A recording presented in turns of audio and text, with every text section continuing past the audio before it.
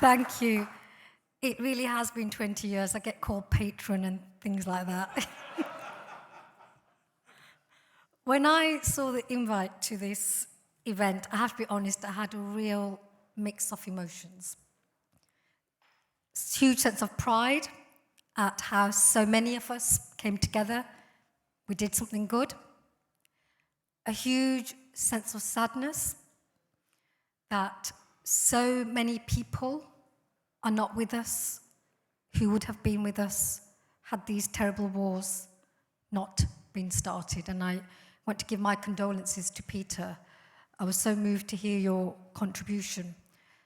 For so many people, these are political, ideological, intellectual fights.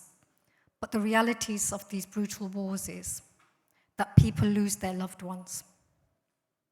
People are tortured. People are forced to flee their homes, the places and the neighborhoods that they love. There are underground cells, which we may never see, unlike the cages that are now being revealed in Afghanistan, where the screams were never heard, but they occurred. And I have to say that these things have given me nightmares over these last 20 years.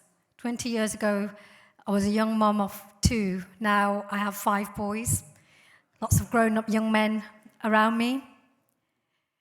But I'm sad for them that they grew up in a world after 9/11 where they never knew what it was like to be a Muslim and not be automatically associated with terrorism.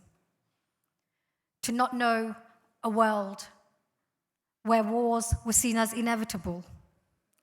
To now be growing up in a world where climate change is threatening the very future of the planet. So actually, I thought it was difficult what we went through 20 years ago. But one thing we did have then was freedom of speech.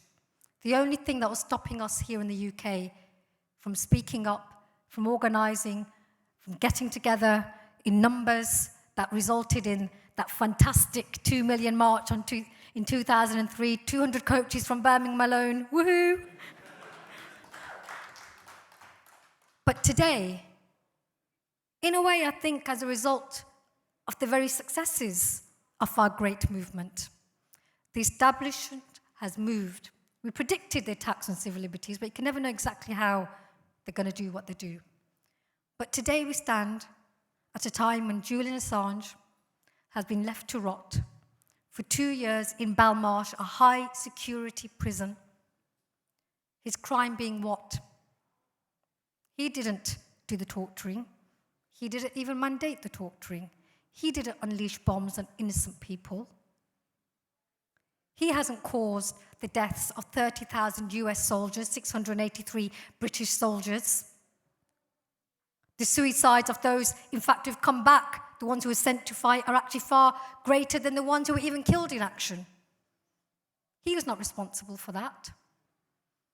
Those people like Tony Blair and Alistair Campbell and the Tory senior politicians who cheered them on, who are still free to roam the studios and are given season tickets to, Newsnight and you name it, all the respectable mainstream media, those people are free and still fated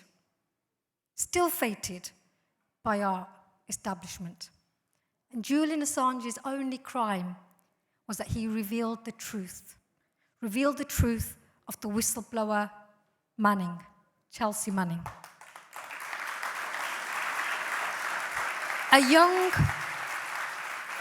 A young soldier in America decided that they couldn't look the other way. And the kind of things that we tell our kids to do, speak the truth, don't look the other way, speak up for justice, don't allow the bullies to get away with it. We've got all these campaigns, government-endorsed campaigns, haven't we, anti-bullying? And that's what Chelsea Manning did, this young soldier, decided to tell the truth and let people know. So the crime was letting people know the horror of what was going on in their name, using their hard-earned tax money. And that's your money, my money from the UK, in America. Money that could be used to actually build a safe and sustainable health service where people don't have to rely on food banks in this country, where our pensioners don't have to choose between heating and eating. So actually, it comes right back here, the things that we send out there. And that's what also I was reflecting on, how it's terrible when the figures are just too enormous to even comprehend. 2 million killed directly as a result of the bombs. 40 million refugees as a result of the war on terror. $2 trillion, I mean, talking about $32 million every single hour, every single day of the last 20 years spent on war. It doesn't take a genius to work out how the world could have been a much better place today had we invested that in something different.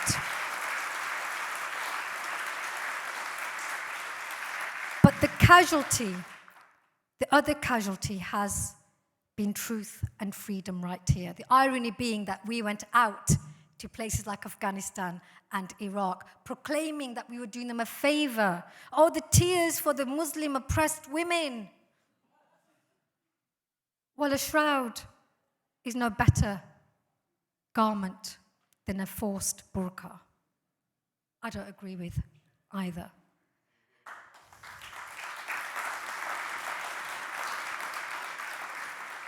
And it beyond sickens me to see some of that rhetoric being revived, because again now, since August, when the troops were officially withdrawn, oh, the poor Afghan women again. Never mind that 200,000 Afghans have been killed, the majority being women and kids. It's all about the women's rights again, to try and cover for the sheer humiliation. I mean, it's actually breathtaking. I mean, we pat ourselves on the back for getting 2 million people on the streets out in the UK. I mean, I don't know what the Afghan people are feeling for having kicked out the Russians and now the Americans and the whole global alliance having invested the biggest amount of money, resource, manpower, media power, and yet having to leave the country in the most humiliating manner. But that's a testament to the spirit of human beings, actually. Nobody likes to be oppressed. Nobody likes to be colonized. Nobody likes to be bullied. Nobody likes to be told by somebody else that this is how you're going to live your life. And what really sickens me about the likes of Tony Blair, who prostitute themselves to the financiers and the arms dealers,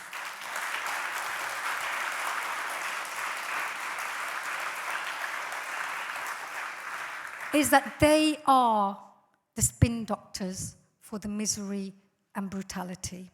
It's no accident that he gets paid £1 million a year by Mubdala, an organisation which so happens to have tried to gain £1 trillion of resources and minerals from Afghanistan.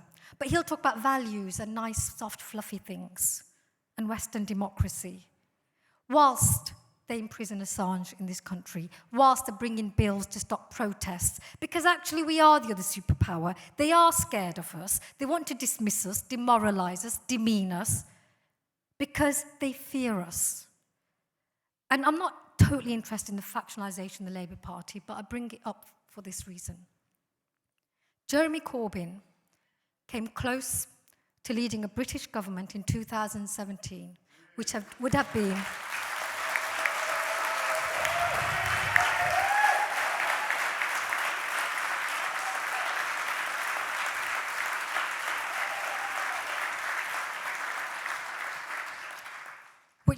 been an unapologetic, anti-imperialist, pro-peace government.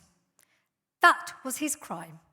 And that's why they will not rest until they have pushed out, expelled, suspended any Labour Party member who dares share that decent value of humanity, of solidarity, of peace, because they want both the ruling party and the opposing party to be the Tweedledum and Tweedledee, ready to take over from each other, regardless of who is in power.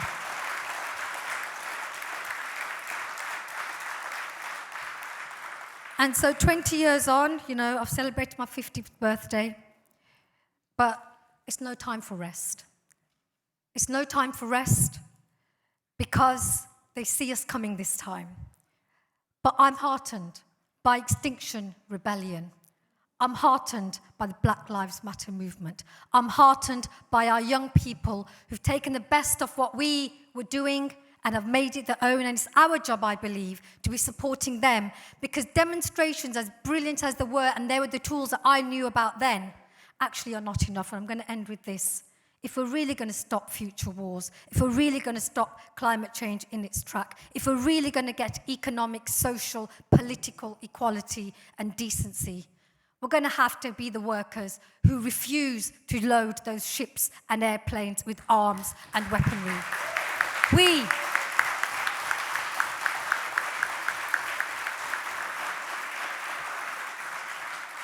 We are going to have to refuse to be the consumers who uphold the economic architecture, which are the foundations and pillars of imperialist wars. So, as usual, it comes back to us, but we are more than enough to take on this burden, because what is at stake is not just our humanity, but the humanity of the planet. So 2 things before I end.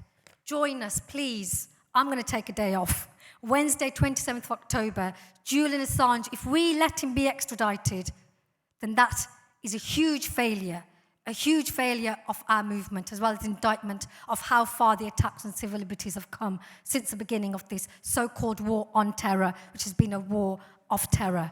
So turn up for Julian, make sure he's not extradited, make sure that we have freedom of speech here in this country, never mind preaching it in other countries, and let us join forces with our young people, with Extinction Rebellion, and make sure that these wars, this inhumanity, this brutality can no longer continue in our name. Thank you. Thank you very much, Salma Yaqoob. Thank you very much.